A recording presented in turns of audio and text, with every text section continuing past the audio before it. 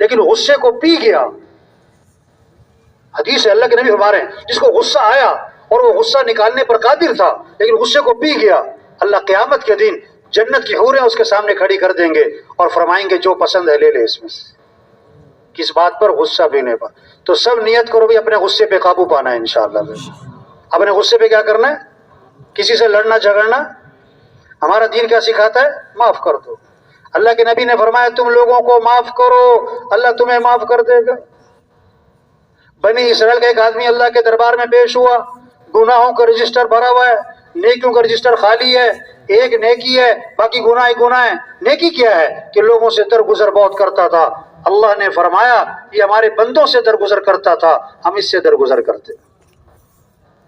وہ غصہ، اچھا لڑائی کسی دشمن سے ہو نا، آج تو لڑائی کس سے؟ بیوی سے، بھائیوں سے، پڑوسی سے. تو وہ تو ایک آدمی ملا مجھے، صبح کا وقت تھا، صبح کا وقت نا، ایسے خاموش بیٹھا ہوا ہے، بڑا غصے میں بیٹھا ہوا ہے، ایسے منہ بنا کے. تو میں نے ویسے ہی کہا، مجھے نہیں پتا تھا، میں نے تو ویسے ہی کہہ دیا. میں نے کہا بھائی کیا بات ہے، بیگم سے لڑ کے آئے ہو کیا؟ ایک دم حیران ہو گیا، ہکا بکا سا ہو گیا. کہتا اس نے آپ کو فون تو نہیں کیا؟ وہ واقعی لڑ کے آیا تھا. بھائی اللہ کے بندے ہیں یہ لڑنا. تاریخ مل صاحب کے پاس نا ایک آدمی آیا، کہنے لگا مولوی صاحب مجھے کوئی ایسا تعویذ دو کہ میرا بیوی سے جھگڑا ختم ہو جائے. لوگوں نے بہت سارے دین کو کس پہ رکھا ہوا ہے؟ تعویذ پہ. تعویذ کوئی ایسا تعویذ دو کہ میرا بیوی سے جھگڑا. مولوی صاحب کہنے لگے تعویذ کا کام نہیں ہے، اپنے اخلاق اچھے بناؤ جھگڑا ختم ہو جائے گا. اور اخلاق کی ایک بات بتائی، حدیث میں آتا ہے بیوی کے منہ میں لقمہ ڈالنا صدقے کے برابر ثواب ہے. حدیث ہے بیوی کے منہ میں لقمہ ڈالنا صدقے کے برابر. تو آج گھر جانا، کھانا بیوی کے ساتھ کھانا اور لقمے توڑ توڑ کے بیوی کے منہ میں ڈال. تھوڑے دنوں بعد اس سے ملاقات ہوئی، اس سے پوچھا بھی تمہیں میں نے ایک کام کہا تھا کہ بیوی کے منہ میں لقمے ڈالنا، وہ کام کیا تم نے؟ کہتا نہیں کیا. بھئی کیوں نہیں کیا؟ کہتا مولوی صاحب شرم بڑی آتی ہے مجھے. مولوی صاحب کہنے لگے لڑتے ہوئے نہیں شرم آتی تجھے؟ حدیث پر عمل کرتے ہوئے شرم آتی. اسے کہا دیکھو آج میرا حکم ہے، تم نے گھر جانا ہے، کھانا بیوی کے ساتھ کھانا ہے، لقمے توڑ توڑ بیوی کے منہ میں ڈالنا ہے، میرا حکم ہے. اب بزرگوں کا حکم تھا، گھر گیا، بیوی سے کہتا کھانے میں میرے ساتھ بیٹھ. اب جناب وہ بیوی ساتھ بیٹھی، لقمہ توڑا، بیوی سے کہتا ہے ذرا منہ تو کھولنا ذرا. مولوی صاحب کہہ رہے تھے کہ اس نے مجھے آ کر بتایا کہ جب میں نے اس سے کہا نا منہ تو کھولنا، تو اس کا منہ کھلے کا کھلے ہی رہ گیا اس کا منہ. میں نے کہا یہ کسی نے سکھایا؟ تو میں نے کہا مجھے وہ مولوی صاحب نے سکھایا. تو ایسے دامن اٹھا کے دعائیں دے رہی تھی اللہ اس کا بھلا کرے. بھائی تمہارا دین معاف کرنا سکھاتا ہے. بھائی کسی کو حقیر نہ سمجھو، کسی کو اپنے آپ کو بڑا نہ سمجھو. کیا ہے انسان؟ کچھ بھی نہیں. حدیث میں آتا ہے جس کے دل میں رائی کے دانے کے برابر بھی تکبر ہوگا وہ جنت کی خوشبو بھی نہیں سونگھ سکے. آج ہمارے معاشرے میں جملہ بولتے تم مجھے جانتے نہیں ہو. بھائی کیا ہے؟ بھائی کیا ہے؟ کچھ بھی نہیں. انسان مکھی تنگ کرتی ہے، مچھر تنگ کرتا ہے، چھپکلی تنگ کرتی ہے، پیٹ میں درد، سر میں درد. انسان کیا ہے؟ کچھ بھی نہیں. انسان کیا ہے؟ کچھ بھی نہیں ہے. تواضع اللہ کو پسند ہے، معاف کرنا اللہ کو پسند ہے، غصے کو پینا اللہ کو پسند ہے، کسی کو حقیر نہ سمجھنا. اپنے اندر نرمی پیدا کرو. اللہ بھی نرم، اللہ کے نبی بھی نرم.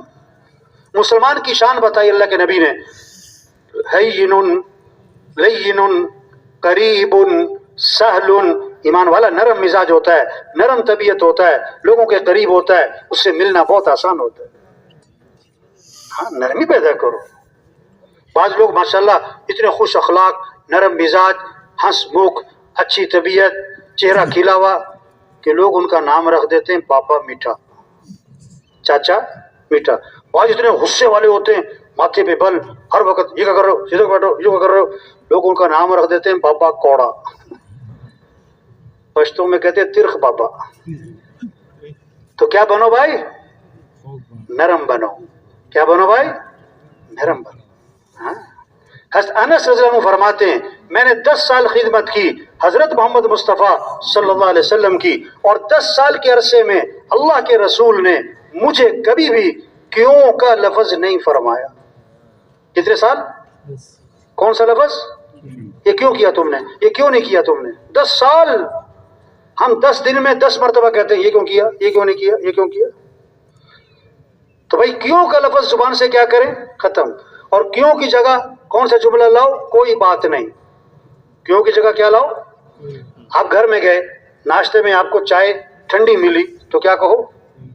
سال میں نمک تیز ہو گیا تو کیا کہو؟ اب جماعت میں ہو نا، اب خدمت والے نے ساتھ والے کی پلیٹ میں 4 بوٹیاں ڈالی اور آپ کی پلیٹ میں 1 بوٹی، وہ بھی نیری ہڈی کی ہڈی، تو کیا کہو؟ کوئی بات نہیں.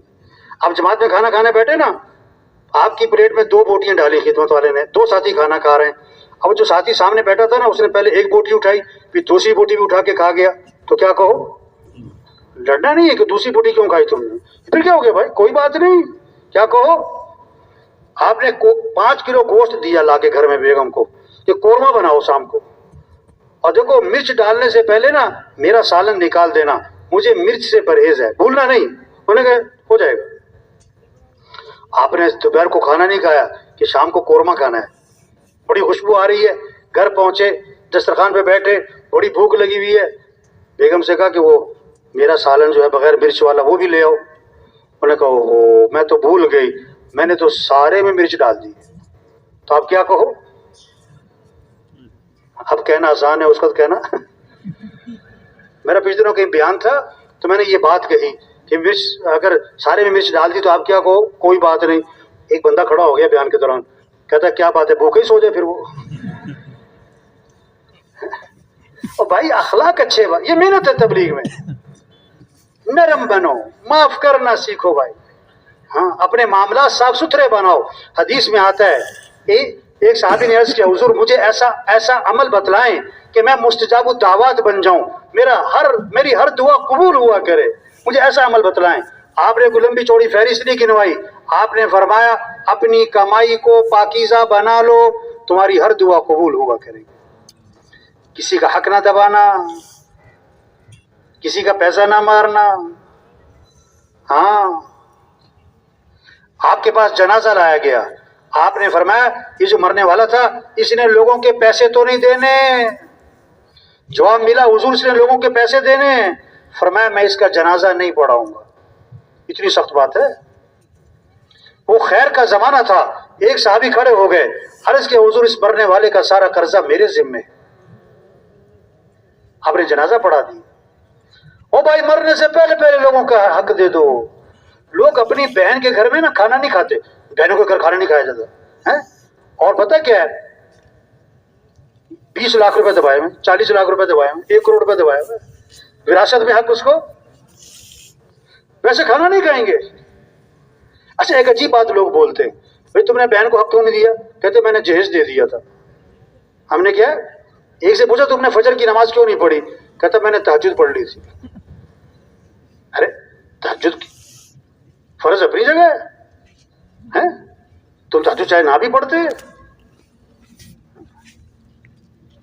آپ صلی اللہ علیہ وسلم آسمان کی طرف نگاہ اٹھائی، یہ ہاتھ آپ ماتھے پہ رکھا اور فرمایا اوفو بڑی سخت چیز نازل ہوئی ہے.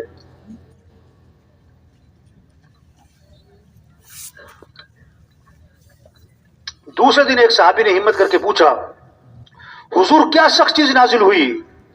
آپ نے فرمایا جبریل علیہ السلام آئے اور مجھے یہ بتلا گئے اگر کوئی آدمی اللہ کے راستے میں جائے اور شہید کر دیا جائے اور پھر زندہ کیا جائے اور پھر شہید کر دیا جائے، اگر اس کے ذمے قرضہ ہے، جب تک قرضہ ادا نہیں ہوگا مغفرت نہیں ہوگی اس کی. ہاں اتنی سخت بات ہے. یہ محنت ہے تبلیغ میں کہ ہر آدمی کا ایمان اتنا کامل ہو، اللہ پر اتنا بھروسہ آ جائے کہ کسی کا پیسہ نہ دبائے، کہ پالنے والا تو اللہ ہے، رزق دینے والا کون ہے؟ ہاں یہ چوری کیوں ہے کہ پیسے سے کام بنتے ہیں، رشوت کیوں ہے کہ پیسے سے کام بنتے ہیں. ایک سے پوچھا تم نے رشوت کیوں لی؟ کہتا بیٹی کی شادی کرنی ہے. اس سے کہا اگر مہینے بعد طلاق ہوگی تو پھر کیا بنے گا؟ کہتا مولوی صاحب کوئی خیر کی باتیں کرو. اس سے کہا بھائی خیر کے کام بھی تو کرو، یہ حرام کے پیسے سے گھر آباد ہے. ہاں کسی پہ ظلم نہ کرو بھائی، کسی پہ ظلم. ایک بڑا بگڑا ہوا آدمی تھا، ایک کمزور آدمی مچھلی شکار کر کے لے جا رہا تھا. तो इसको मछली अच्छी लगी, इसने उसको अपनी ताकत के बलबूते से मछली छीन ली